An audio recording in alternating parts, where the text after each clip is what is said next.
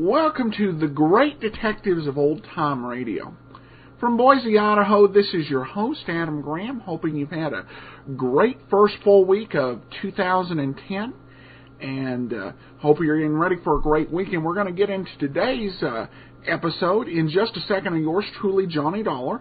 But before we get started, I want to let you know, if you want to contact me, feel free to email me, box13@greatdetectives.net.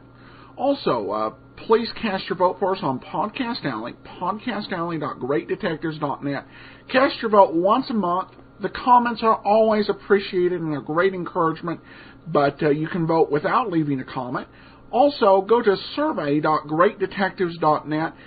Fill out our survey. Let us know who's listening. That'll help us to find the right sponsors for the show. And we're going to get into today's episode. This comes after the 3-month hiatus we talked about last month, where it just went away for initial run, came back in the middle of the summer. This one, actually, the episode that they came back on July 17th was Here Comes the Death of the Party. That particular episode is missing, as are about 1 in 4 of the Charles Russell scripts. They've got, he did 36 episodes, 20, and 9 of them are missing. This episode is called Who Took the Taxis for a Ride? And as you listen to this, if you've heard or seen the Maltese Falcon, you'll definitely hear some homages to that particular film in there. You know, we see that a lot in our culture, and it wasn't something that was quite as common in the 1940s and 50s. But this is one of those cases, and the Maltese Falcon, of course, definitely played a big role in establishing the hard-boiled school of detection.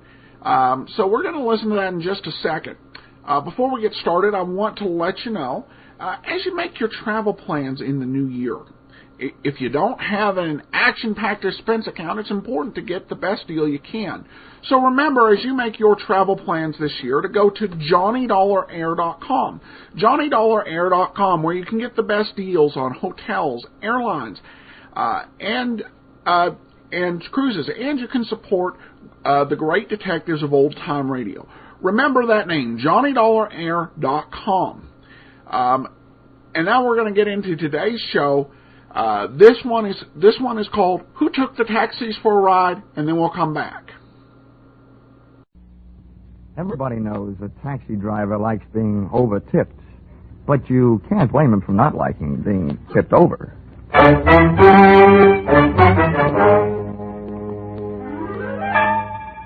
This is another in the adventures of America's fabulous freelance insurance investigator, Johnny Dollar. At Insurance Investigation, he's only an expert. At making out his expense account, he's an absolute genius.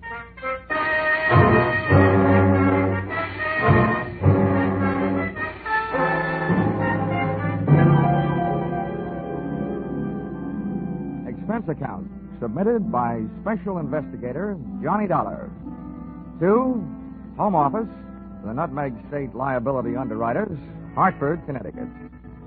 The following is an accounting of my expenditures during my investigation of the disappearance of 12 Apex cabs. Or, who took the taxis for a ride? Expense account, item 1, $3.10, train fare Hartford to New York. Item 2, $1.10, dinner en route. Item 3, $18, club car. Expense account, item 4, $1.30, cab fare from station to garage and offices of Apex Taxi Company. I naturally waited for an Apex cab, but could have saved my time. The driver told me nothing. Except that the man who came rushing out of the Apex office when we pulled up was the big boss, Mr. Gordon McKissick. Thanks, driver. He's just the man I'm looking for. Here. Thank you, sir. Hey, McKissick! I can't stop now. I'm in a hurry. See me tomorrow. Wait a minute, will you?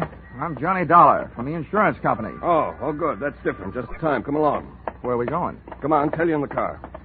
Just had a call from the police. Another one of my cabs has been stolen. Huh? They found the driver slugged and unconscious, and I got to get out of there. I tell you, Dollar, I'm going crazy. This has got to stop. It's not only driving me out of business, it's driving me out of my mind. The police have done their best, and Lord knows I have too, but I'm about ready to give up. This makes 12 of my taxi cabs disappeared off the face of the earth. It's fantastic. I can't believe it. Hold it, McKissick. Do us both a favor, will you? Huh? What? Play cucumber for a few seconds. Oh. Remember, the insurance company I represent has plenty to scream about, too. What I need is some facts. I haven't got any facts. And if this keeps up, I won't have any taxis. They're gone, that's all. 12 of them, that's all there is to it. Any idea of a motive? Some new kind of car theft? That's what the cops say. Okay, what's your idea? Robbing the drivers? You don't have to steal a cab to rob a driver. It's ridiculous. All right, then. What else could it be? Competition? Sabotage? That's my guess. Competition. So far, it's only a guess. I'd give anything to know. So would the insurance company. Anything. They'd even give up my happy young life.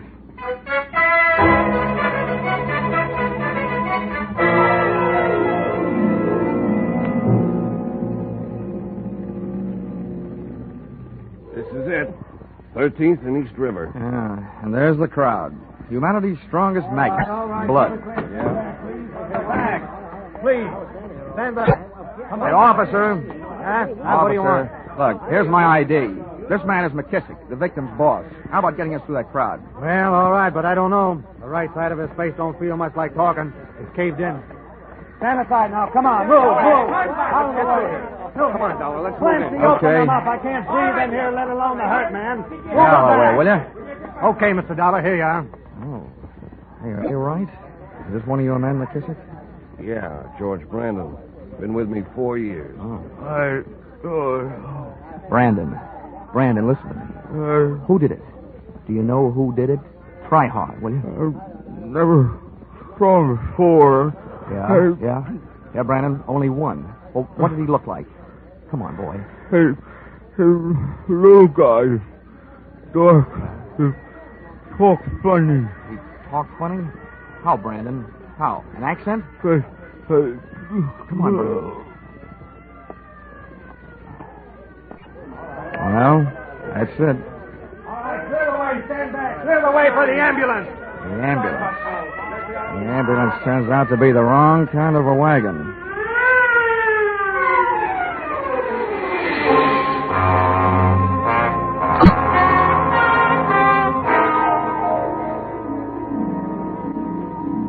Expense account, item 5, $28. Transportation the following day, visiting hospitals and the homes of the other 11 Apex drivers who had lost their cabs. During the course of this, I contracted a severe case of what GIs used to refer to as Jeep seat. Out of 11 interviews, I got 3 clues. 1, that up until last night's killing, the cab nappers had worked as a team. The little dark guy with an accent, as described by the dead driver Brandon, and a 300-pound accomplice wearing a seersucker suit, a Panama hat, and a complexion akin to a perspiring blob of leaf lard. This heavier of the two heavies, it seemed, never actively participated in any of the rough stuff, merely assuming the role of director of operations. Clue number 2, that in each instance, the driver's uniform cap was also stolen, which indicated to me merely that the getaway driver was very much interested in looking like a cab driver. And finally, clue number 3. From the most disgruntled of the drivers interviewed, the fact that the fleet owner McKissick had spent 3 years bootlegging, another 4 bookmaking, and had spent some very short vacations getting away from it all in prison, which naturally led me back to McKissick's Apex garage and office. Come in. Oh, Dollar. Well, what have you found out? Well, I'll tell you, McKissick. So far, I've just hit the ABCs. Later on, I'll get to the XYZs. Look, Dollar, I'm getting fed up with double talk. What I want to talk about is a double life. Yours. What? I once broke a leg jumping to a conclusion, so don't get me wrong. That's not what I'm doing. But a less experienced investigator might immediately assume that a man like you, an ex-bootlegger, ex-bookmaker, ex-jailbird, just might be stealing his own cabs for the insurance money. Now, wait a minute. Don't get that way, or I might also get the idea that you have a killer instinct. My record's my own business. It was okay with the Hack Bureau. It was okay when that company sold me the insurance, so it'll have to be okay with you because you're stuck with it. Nobody's calling you guilty. Okay. Okay, all I'm telling you is this. I want your cabs off the street until this thing is cleared up. That's big talk, little man. When the day shift comes in at 4:30, tell them to park their cabs in the garage. And you can tell your dispatcher the night shift isn't working tonight. Bad enough to have my competition running me out of business. Now the little helper from the insurance company shows up to finish the job, huh? I'm not trying to put you out of business. I'm trying to keep you in. Well, it don't sound like it. No cooperation from you, no insurance. I'll have it canceled as fast as I can get to a phone. How about it? Okay, Dollar. I can't do anything about it. But if I were you, I wouldn't be caught hanging around here by any one of those drivers you're putting out of work. Some of them play rough.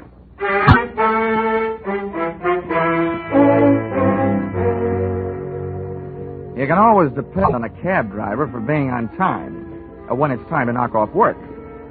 By 5 o'clock, the garage was full of taxis and carbon monoxide fumes. By 5:30, it was devoid of humanity, and a night watchman I'd met before stood guard outside the locked gate. At 6 o'clock, a visitor dropped in on him, followed almost immediately by me. Senor, it is so important that I find it. Yeah. It contains everything I have in the world almost. All my money, even my What's passport. this, Benny? Huh? Oh, Mr. Dollar. Yeah. Well, a young lady claims she lost... My purse, senor. I hired one of your taxi cabs this afternoon and left my purse in it. It is so important that I get it. Yeah. I told her to call Lost and Found in the morning. But, senor, what will I do tonight? While we're trying to figure that out, will you join me in a drink? I would like that. Her name was Marita Guastella. She was a dark type, so I took her around the corner to a dark saloon. On the way in, we passed 4 grumbling Apex cab drivers shooting hot looks at me over cold beers. I arranged her in a booth so I could keep an eye on them, in case their intentions were no good, and an ear on her story, which I knew wasn't. This is my first trip to America. I came from Spain 2 weeks ago. This afternoon I was shopping on Fifth Avenue, and that is when I took the cab from 49th Street to the Sherry Netherlands Hotel. 49th, Sherry Netherlands. Yes. What time did you take the cab? Wait, I'm not sure exactly. It would help. Oh, it was exactly 10 minutes after 4. I remember now. I looked at a clock. And what time did you arrive at the hotel, Marita? Why are you writing all this down? Just trying to help you find your purse. Oh, but I do not want to put you to any trouble. I am perfectly willing to search through the taxis myself. Honey, the city of New York has gone to a lot of trouble to save you that trouble. Every driver has to keep a record of every trip. Where he picks up his passengers, where he drops them, and when. He puts it on a big card. So all we have to do is find out which card has your trip listed on it, then we'll know which cab. And we'll go to the little cab and probably find your little purse. All right? Oh, it is very good of you, senor. If you would not mind the trouble. Sometimes bothering with this kind of trouble eliminates my employer's troubles. How about another martini?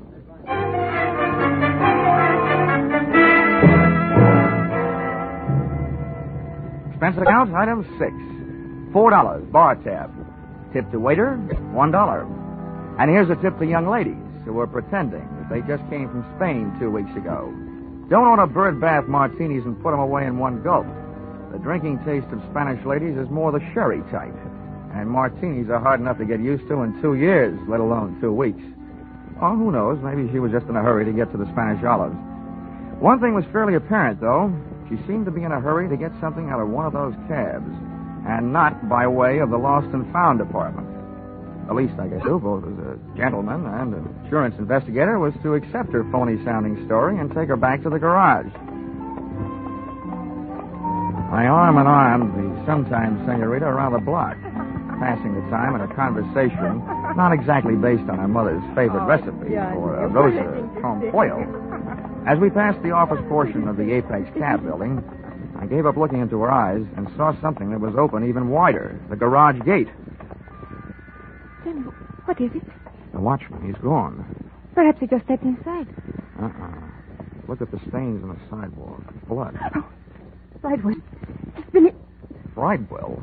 Who's Bridewell? I do not know. Who's Bridewell? Please, let me go. Let me go, please, Johnny. You're hurting my arm. Marita had twisted away and was hightailing it up the street. I went stamping up the ramp in the direction of the source of the scream. On the way up, I hit the light switch. In this racket, even big boys should be afraid of the dark. The first portal, I slowed my run into a pussyfoot pace and edged around the corner, sliding my back along the dispatcher's counter. When I got halfway down, the corner of my right eye picked off a pair of high black shoes, night watchman type. Heels on the floor, toes pointed up, sticking out from behind the end of the counter. I didn't have time to get a look at the rest of them. Something so round, so firm, and so fully loaded gave me a cold steel kiss under the left ear. Pray do yourself the favor, sir, of remaining absolutely still. Now you may turn around. Would this be Mr. Bridewell? Good indeed, sir. What about the night watchman? Have no fears for him. I am fortunately accomplished in the administration of first aid. But a good deal of practice. I've seen to it that he's resting comfortably. I'll bet. Well, Victor, my boy, I trust your search was successful. Successful? Somebody beat us to it. All them cabs has been searched. Nonsense, my boy. How can you tell in so short a time? How about taking a look for yourself, fat boy? You couldn't possibly have picked over all of them. Proceed with the search and quickly. In the meantime, perhaps our friend here is the proprietor of the search that preceded ours. In this case, practically anything could happen. Yes, anything could. Knowing that should encourage you to mind your manners. Now, sir, will you accompany me to my hotel where we can discuss this further? With you holding that .38 caliber steel-engraved invitation in your hand, I'd be a perfect cad to refuse.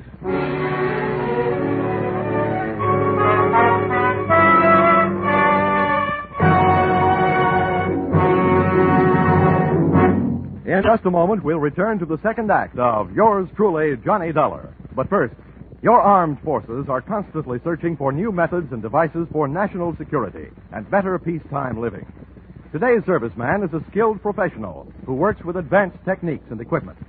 If you're interested in science and technical subjects, your armed forces offers you a great opportunity now. Find out how you can join the world's greatest scientific enterprise, the Armed Forces of the United States. Now, with our star, Charles Russell, we return to the second act of Yours Truly, Johnny Dollar. And tonight's story, Who Took the Taxis for a Ride?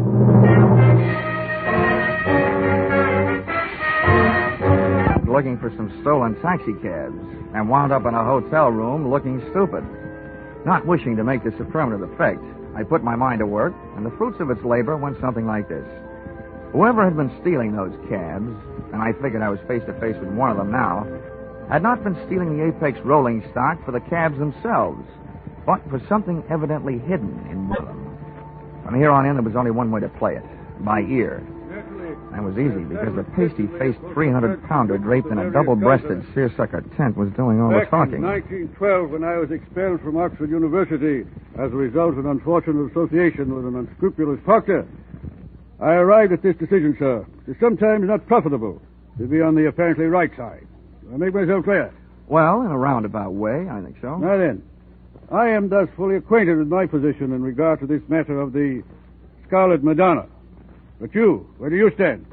I'm running a one-man escort service for Marita Guastella. Marita, so. The lovely but unwise Marita has taken unto herself an accomplice, has she? Well, as long as you're allied with her, you and I must be at cross purposes. Well, I'm open to suggestions. Good. The girl is nothing more than a penniless adventuress, a common thief. But I, sir, may be able to tempt your transient loyalties with some very fetching terms. Mm-hmm. Well, Victor? It's our man, all right. I knocked it out of that night watchman when he came to. There was only one guy in that garage besides us. This is him. Let's go to work. Here, Victor. This is not the time for violence. The gentleman and I are about to discuss terms of mutual profit. Are we not, sir? You were discussing. I was listening. Yes. You'll find that I can be concise when the situation demands that I be. Shall we start with a figure of, say, $5,000? Hey, I'm not. Let me work him over. Well, Victor, you kindly remember that I deplore violence. Well, young man, what do you say? Nuts to your 5,000, Mr. Bridewell. Good heavens, man, have you lost your mind?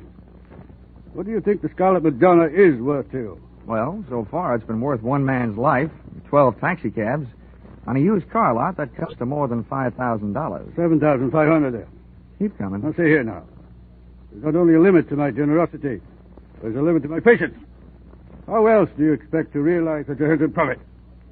I haven't made up my mind. Perhaps I can help you. Here are the problems you face. The Scarlet Madonna is no ordinary gem to be disposed of through the ordinary channels. You say have the faintest notion of the importance of the jewel. I've got a hunch I could retire for life on it. A very short life it might be.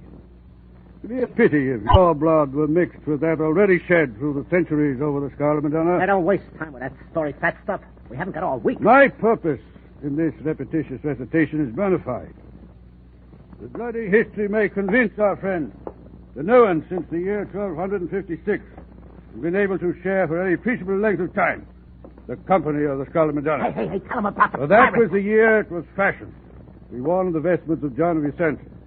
On March 20th of that year, he was ordered by Alexander IV to hasten to the province of Tuscany to aid in the routing of the heretics. The pirate. There, John was murdered and robbed of this jewel. And since that date, it has never ceased its bloody journey through history. England, France, and Spain. Don't forget the pirate, fat stuff. Thank you, Victor, for your helpful interest. Indeed, it is true. During one of its bloodier experiences, it was woven into the beard of an Alsatian pirate, from which it fell when his head tumbled into the basket beneath a guillotine. Yeah, that one kills me. You see, mister, don't go losing your head. I'm trying not to. Look, Bridewell, if this rock is so hot, how come you're willing to risk your pudgy little neck for it? Victor here and I are only the temporary middlemen for this infamous job. You aren't yet. Am I to understand that you refuse? Well, I must say you tell a very good story. But the answer is still nothing doing. I told you, fat stuff. We're wasting your time on this guy. Well, Victor, that's enough. Here, now, get up, young man. Keep that monkey over me or I'll yell the roof off this joint. Yes, no, that won't be necessary. Now, put your hands up, please. Now, Victor, go through his pockets. Not that anyone would be foolish enough to carry the Scarlet Madonna. Okay, now. And easy. You'll kick your teeth in. Don't try it. Hey. All right. You know what we got here? An insurance stick. I know, Victor. One gun is enough. Not for me, it ain't. It must be from the company insuring the rock. No, Victor. I am thoroughly familiar with the policies covering the Scarlet Madonna. What's the gentleman's name? Johnny Dollar from Hartford, Connecticut. And right now, thinking there's no place like home. I'm leaving. No, not alive, you ain't. We can't let him out of here. He's red hot for us. Put down your weapon, Victor. There's been trouble enough. Hunter, now you don't. Oh, yes, I do. Back off, Buster. Now, Victor, I must insist. Let him get away. Let go of me. Insurance investigator, whatever. If he knows where the jewel is, he's more good for us alive than dead. More valuable than even you.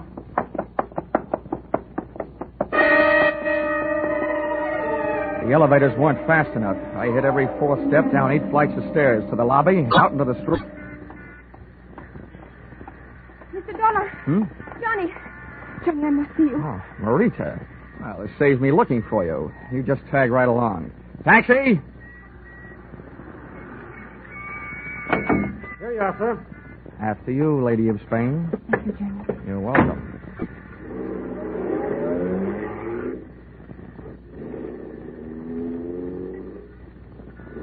Oh, my poor Johnny. What did they do to you? A gentleman named Victor hung a right hand on me, complete with signet ring. Oh, Johnny. Oh, never mind that hanky. I'm not in the mood to be dabbed at. I'm so sorry. Johnny, what did they tell you? Oh, no, you don't. First, I want to hear what you have to tell me. Then we'll compare stories. Well, there's not much to tell. The Scarlet Madonna is rightfully and legally mine. My only crime was to bring it into this country illegally through customs. I met Bridewell and that horrible Victor on the ship. And when I got to New York, I realized that they were following me. I was terrified. That I'll believe. I was in a taxi cab, and they followed me in another. It forced us to a curb. And, well, I hid the jewel in the upholstery of the taxi. Then I jumped out and fled for my life. Of course, I remember it. It was an Apex cab. I've been trying to find the exact one ever since. So apparently have they. How'd they find out? They ran after me that night. They searched me and all of my belongings. And then when I started my search, they realized what I was doing. Well, looks like anybody can catch the brass ring on this merry-go-round. Please, Johnny, Tell me that you will help me to recover the Madonna. Look, gorgeous. All I'm trying to catch up with is a dozen stolen taxi cabs. But you are not just going to leave me flat? With that figure? Impossible.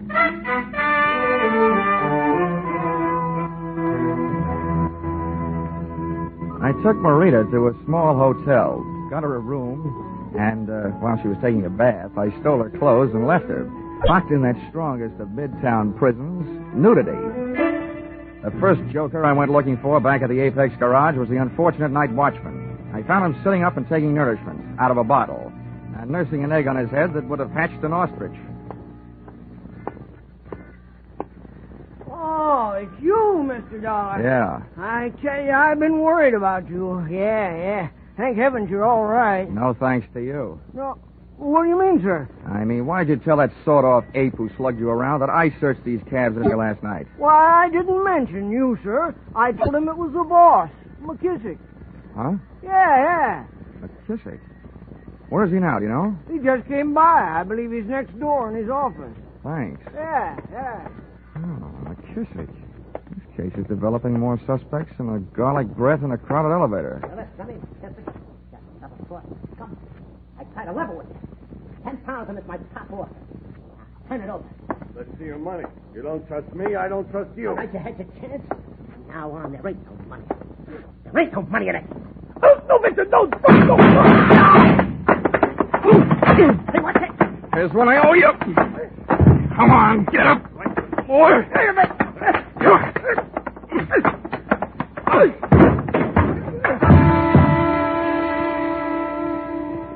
Then I finished the job he had started. I found the Scarlet Madonna clutched in McKissick's dead hand. For a Scarlet Madonna, it was mighty green. It was an emerald about the size of a pack of cigarettes that's been flattened out in your pocket. A Madonna figure was carved in bas relief on one surface. As I stood over the body of McKissick, looking down at the green gem in my hand, I realized where it got its crimson name. For on the floor, outlining my hand, was a spreading pool of scarlet blood. Well, sir, we meet again. Yeah, so it seems. May I offer you my congratulations, at the same time request that you hand over the Scarlet Madonna? Being unarmed, as you are, you're not welcome to it. Well, perhaps I have something more persuasive than a weapon. Here are my credentials. I'll look at them if you'll back up against the wall. Very well. You'll also find there a letter authorizing me to the legal possession of this infamous, this hateful, this accursed instrument of greed. To explain that it's been my odious duty to retrieve it for its rightful owner, the Stillwell Museum in London, from which it was stolen by Victor and his erstwhile lady-in-waiting, the exotic Marita. Insurance investigator. You. Where do you come from? What's your outfit? Yes, I thought I'd set you back on your heels. I'm from London. Pity we didn't have each other's interests classified earlier. We might very well have, shall we say, collaborated in this matter. Yeah. I'm sure there's an unvoiced question lurking on the tip of your tongue. My association with the bestial Victor. Well, at this point, I didn't want to insult you. Yes, think nothing of it, my boy. Due to a fortunate similarity in voice and physique to your accomplished actor, Mr. Sidney Greenstreet, I find myself automatically listed as undoubtedly the villain of the piece. In this case, and in many others during my fantastically successful career as an insurance investigator, I was able to align myself with the basic source of the villainy involved. Further, I pray that you not accuse me of being associated with any of the physical violences which have punctuated this case. In short, this Victor fellow occasionally slipped through my fingers. Look, all I'm trying to find is 12 lousy taxi cabs. Well, then, your troubles are at an end, my boy. I shall write out an address. Fine. And there you shall find them unharmed in the warehouse hard by the East River. Okay. You'll forgive me, I'm sure, if I tell you that in this case, it is but another small milestone in the glorious pathway strewn with superior accomplishments in solving those minor mysteries evolved by the niggardly minds of the sniveling criminals who would offend the sanctity of that guardian of the peace of the public mind. Insurance Company. Amen.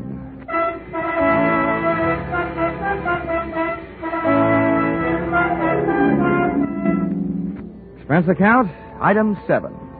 $1.95, one evening gown, which was hard enough to find, but would probably be even harder to wear at that price. Purchased an all-night salon de mode on 136th Street. This dress I gave to Mr. Bridewell to take with him when he went calling on Senorita Marita Guastella, prior to turning her over to the police. Expense account, item 8, $6.10. One bottle of you-know-what, with which to gargle the half-good, half-bad taste left by this case out of my mouth. Expense account, item 9, transportation. No, come to think of it, you can forget this item for a while. I think I'd better stay here in Manhattan and rest up a bit. Expense account, item 9, $400. Advance, entertainment and things, while resting on my laurels. Or possibly Mr. Bridewell's laurels. But anyway, resting. Expense account total, $1,100. You fill in the cents. Yours truly, Johnny Dollar.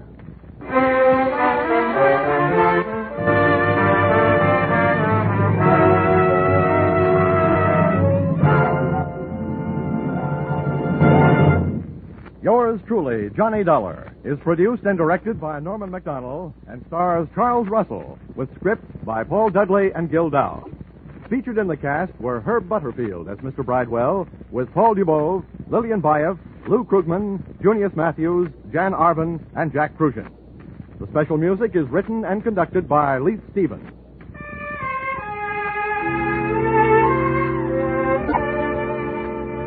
Be sure to be with us again at the same time next week when another most unusual expense account is handed in by Yours truly, Johnny Dollar.